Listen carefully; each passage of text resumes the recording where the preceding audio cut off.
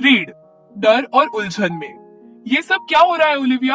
हम कितनी देर से ड्राइव कर रहे हैं लेकिन ना रात हो रही है ना दिन बदल रहा है। कुछ तो बहुत गलत है यहाँ। तो कहानी की शुरुआत होती है छोटे रीड और उसके डैड से। उसके डैड शिकारी थे और इस बार रीड को भी शिकार पर ले गए थे। उन्होंने हिरण का शिकार किया और फिर रीड को एक चाकू दिया ताकि वो उसकी खाल उतार सके।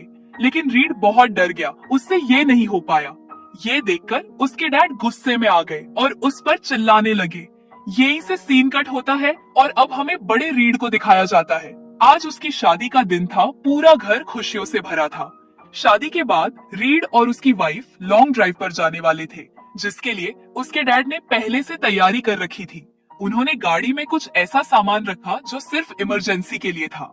ये देखकर रीड को गुस्सा आ गया। शायद वो अपने डैड के सख्त रवैये की वजह से उनसे ज्यादा करीब नहीं था। रीड और उसकी वाइफ ने सफर शुरू किया। रास्ते में पता चला कि उसकी वाइफ प्रेग्नेंट है। दोनों अपने आने वाले बच्चे के बारे में बात कर ही रहे थे कि अचानक एक कार सामने आ गई। रीड ने ध्यान नहीं दिया और उनकी गाड़ी टकराने से बाल बाल बची। उसकी वाइफ ने उसे लापरवाही के लिए खूब डांटा। कुछ दूर जाने के बाद ये लोग ऐसी जगह पहुंचे जहां दो रास्ते थे। इन्हें समझ नहीं आया कि किस ओर जाना है। वो एक साइन बोर्ड लगा था जिस पर लिखा था कि पास में ही एक फ्यूल स्टेशन और स्टोर है। रीड की वाइफ ने कहा कि हमें इस रास्ते पर जाना चाहिए क्योंकि फ्यूल स्टेशन और स्टोर्स आमतौर पर हाईवे के करीब होते हैं। ये लोग उस रास्ते पर बढ़े, लेकिन अजीब बात ये थी कि वहाँ कोई ट्रैफिक नहीं था। जब वे स्टोर पहुंचे तो देखा कि वो पूरी तरह खाली पड़ा था। अंदर एक बूढ़ा आदमी बैठा था, लेकिन जब इन्होंने उससे बात करने की कोशिश की तो उसने कोई जवाब नहीं दिया, जैसे वो सो रहा हो या बेहोश हो। तभी अचानक एक बूढ़ी औरत उनके करीब आ गई। उसे देखकर दोनों थोड़ा घबरा गए, लेकिन फिर खुद को संभाल लिया। रीड की वाइफ ने उस बूढ़ी औरत से वॉशरूम यूज करने की इजाजत मांगी। बूढ़ी औरत ने सख्त लहजे में कहा, गंदा मत करना। फिर उसी बूढ़ी औरत की मदद से इन्होंने हाईवे तक पहुंचने का रास्ता पता किया और वहां से निकल गए। सफर के दौरान दोनों फिर से बातें करने लगे। तभी अचानक रीड को ऐसा महसूस हुआ जैसे किसी ने बाल्टी भरकर उसकी गाड़ी पर खून गिरा दिया हो। लेकिन अगले ही पल सब कुछ नॉर्मल हो गया। उसने सोचा कि शायद ये सिर्फ उसका वोम था। कुछ देर बाद ओलिविया यानी रीड की वाइफ ने रेडियो ऑन कर दिया। वह नॉर्मल गाने बज रहे थे, लेकिन रीड को उनमें एक और आवाज सुनाई दी, जैसे कोई कह रहा हो, तुम्हारी वाइफ तुमसे प्यार नहीं करती। आगे रास्ते में उन्हें एक बूढ़ा आदमी दिखा। रीड को लगा कि शायद वो लिफ्ट मांग रहा है। ओलिविया ने पहले ही कह दिया, हम इसे लिफ्ट नहीं देंगे, क्या पता ये कौन है। रीड थक चुका था तो अब ड्राइविंग ओलिविया करने लगी। तभी रीड को बहुत अजीब महसूस हुआ, जैसे वो आगे बढ़ने के बजाय पीछे की ओर जा रहे हो। उसने इन बातों को नजरअंदाज किया और सोने की कोशिश करने लगा। जैसे ही रीड की आंख लगी, उसे महसूस हुआ कि ओलिविया एक डरावने शैतान में बदल गई है। उसका चेहरा और आंखें बहुत भयानक हो गई, जैसे वो रीड को खाने ही वाली हो। तभी अचानक रीड की आंख खुल गई। वो घबरा कर इधर उधर देखने लगा।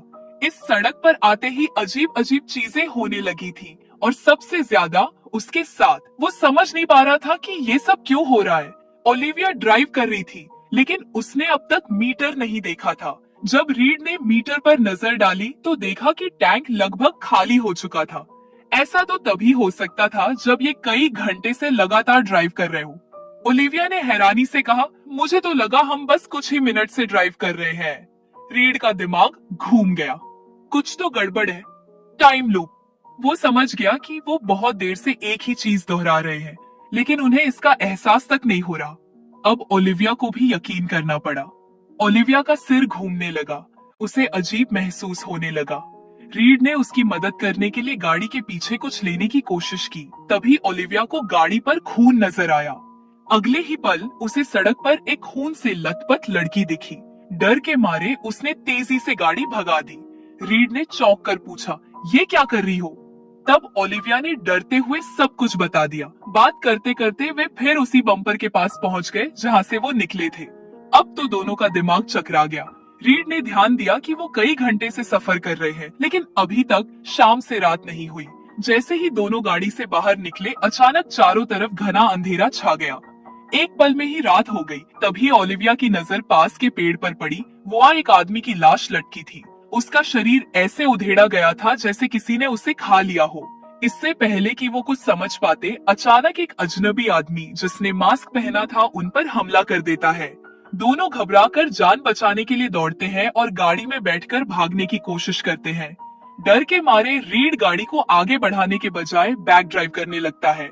पीछे जाते जाते दोनों ये भी भूल गए कि वो ऐसा कर क्यों रहे हैं। तभी अचानक वही मास्क पहना आदमी फिर से उनकी गाड़ी के सामने आ गया। अब गाड़ी का फ्यूल भी खत्म हो चुका था, वो कहीं भाग भी नहीं सकते थे। तभी सामने से एक गाड़ी आई। उसके हॉर्न से मास्क वाला आदमी चौंक गया और इस मौके का फायदा उठाकर रीड और ओलिविया जंगल की तरफ भाग गए। लेकिन जंगल में घुसते ही फिर से अजीब चीजें होने लगी। उन्हें याद ही नहीं रहा कि वो जंगल में क्यों भाग रहे हैं। फिर अचानक समय जैसे रुक गया और जब उन्हें होश आया तो उन्होंने खुद को किसी अंधेरे कमरे में बंधा हुआ पाया। अब दोनों जख्मी थे और उन्हें एहसास हुआ कि उन्हें किडनैप कर लिया गया है और जिसने उन्हें किडनैप किया था वो कोई और नहीं बल्कि वही मास्क मैन था। तभी ओलिविया ने रीड की तरफ देखा और कांपते हुए कहा, मुझे तुम्हें एक सच बताना है, मैं तुमसे प्यार नहीं करती थी। रीड के दिल को जैसे किसी ने चाकू मार दिया। ओलिविया ने रोते हुए कहा, मैं मजबूरी में तुमसे शादी की थी, मैं किसी और के साथ भी थी और सच कहूँ तो मुझे नहीं पता कि ये बच्चा तुम्हारा भी है या नहीं। रीड का खून खौल उठा। तभी कमरे में पड़ा रेडियो खुद ही चालू हो गया और गाने के बीच से एक आवाज आई, मैंने कहा था ना ये तुमसे प्यार नहीं करती। रीड ने झटके से देखा, वही मास्क पहना आदमी पास में बैठा था और वो शायद उसी मरे हुए आदमी का मांस खा रहा था।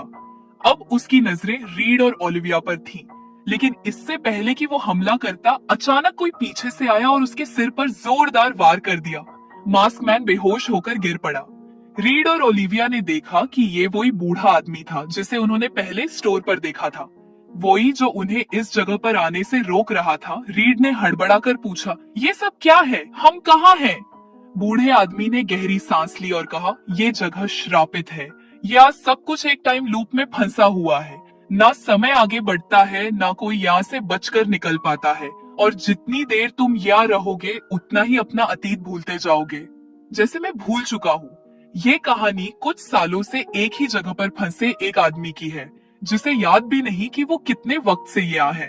वो बूढ़ा हो गया था और उसे लगने लगा था कि शायद वो इस टाइम लूप में ही मर जाएगा, लेकिन अचानक उसकी याददाश्त जाने लगी। वो ओलिविया और रीड को भूल गया और उन पर हमला करने लगा। डरकर वे दोनों वहाँ से भाग निकले।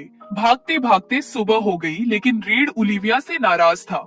वो उससे बात नहीं करना चाहता था, लेकिन अभी उनके लिए सबसे जरूरी चीज ये थी कि वे किसी भी तरह इस जगह से बाहर निकले। रास्ते में उन्हें कोई इंसान दिखा। ध्यान से देखने पर पता चला कि वो ओलिविया ही थी जब वो जंगल में वॉशरूम के लिए गई थी। तभी उन्हें समझ आया कि वे एक टाइम लूप में फंसे हुए हैं। हर बार सब कुछ वैसे ही दोबारा हो रहा था। रीड ने तुरंत एक पत्थर उठाकर पुरानी ओलिविया को डराया ताकि वो वहां से चली जाए। अब उसे समझ आया कि पहले उसे डराने वाला कोई और नहीं बल्कि वो खुद था। फिर उसने अपनी गाड़ी से पेट्रोल निकाला और अगले लूप में खुद को बचाने के लिए अपनी ही गाड़ी में डाल दिया। अब उन्हें ये भी समझ में आया कि अगर वे गाड़ी को पीछे की ओर चलाएंगे तो टाइम भी पीछे जाएगा और शायद वे इस लूप से बाहर निकल सके। लेकिन जैसे जैसे वे पीछे जाने लगे, उनकी याददाश्त फिर से जाने लगी और उन्होंने गाड़ी को दोबारा आगे की तरफ चलाना शुरू कर दिया।